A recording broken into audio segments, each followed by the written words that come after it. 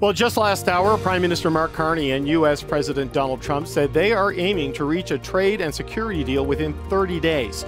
This news comes after the leaders opened the day with a positive tone.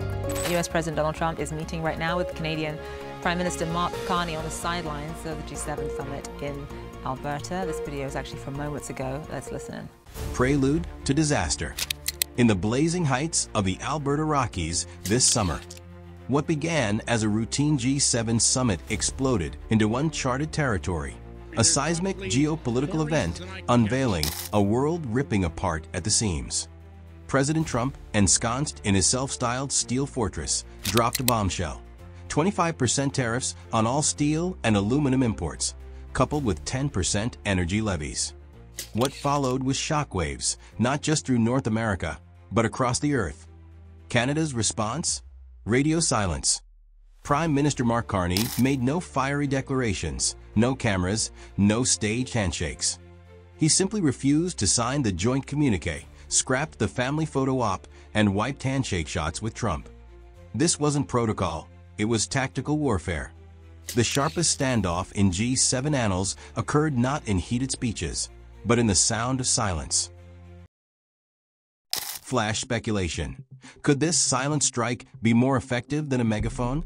When Carney returned to Ottawa, sober-eyed bureaucrats realized they'd set a chilling new precedent. Diplomacy weaponized by omission. Mark my words, other nations will be taking notes. Canada's covert counterattack. While megaphones stayed in their cases, Canada's masses did not stay muted.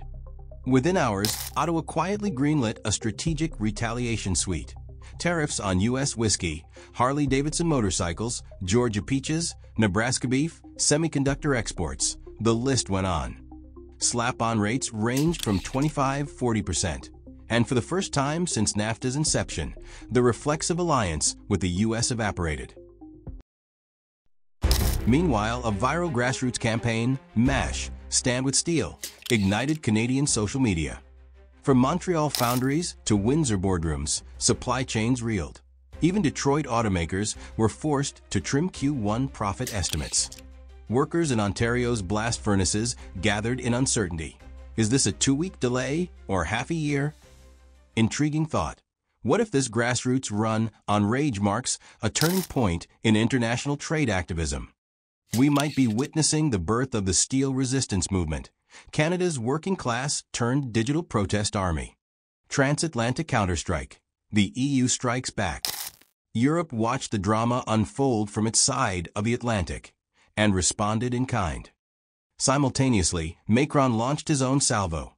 Trump's bid to morph G7 into G9. With China, Europe wasn't just posturing, it was pivoting, positioning itself as both counterweight and Plan B to the United States. And what a Plan B it is. Provocative question. If Europe's green industrial bloc takes flight, with hydrogen corridors and battery hubs, could this mark the end of the U.S. as the world's manufacturing pivot? Japan, Mexico, India. Quiet but deadly counterpunches. As Canada and Europe went loud, Japan filed a WTO complaint, resurrecting global legal arms, and Mexico quietly drafted its own anti-tariff lawsuit. India, invited as a guest to the summit, didn't just sit in shadows, it warmed to alliances. Notably, it signaled interest in joining Canada, EU critical mineral corridors. Wind-off change moment. Middle powers are quietly drafting Plan B trade architectures. Multiply that by several dozen countries, and the G7 could soon look like a club in fractious decline, and the real climactic twist is yet to come. Trump's immigration blitz. Domestic ripples, global tremors. While diplomacy convulsed abroad, America tore into its own social fabric at home. In Chicago's Little Village, ICE launched Operation Safe Haven, rounding up hundreds of undocumented workers at dawn. The shockwaves were immediate. Farms shuttered, restaurant kitchens emptied, construction projects delayed, logistics slowed. Payroll disruptions rippled from California's almond orchards to New Jersey warehouses. Economists sounded the alarm. The twin pillars of tariff-induced cost inflation plus labor contraction unleashed a creeping tax on everyday American consumers. Moody's and Fitch swiftly downgraded U.S. growth forecasts by 1.5 percentage points, a heavy blow mid-summit. Meanwhile, the Fed's Powell signaled a shift. Hawkish tightening is back on the table. Speculation. Will this combination of supply shock and labor shock be the breaking point? Or will partisan gridlock shield the White House from the fallout? Diplomacy as a weapon. Canada's masterstroke. Let's return to Carney's masterstroke at the center of this storm.